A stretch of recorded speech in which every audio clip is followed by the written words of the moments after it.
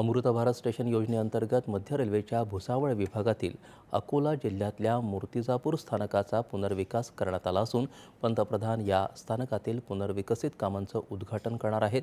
या कामांमुळे मूर्तिजापूर रेल्वे स्थानक अद्ययावत, आकर्षक, सुरक्षित आणि प्रवासी केंद्रित झालं आहे।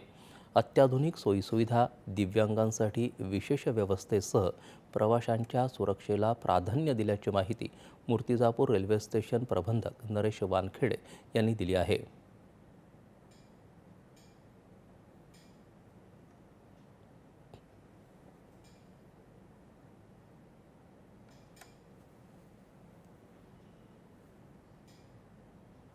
नवीन बुकिंग ऑफिस जे 16/2/2025 पासून कार्यान्वित झालेलं आहे।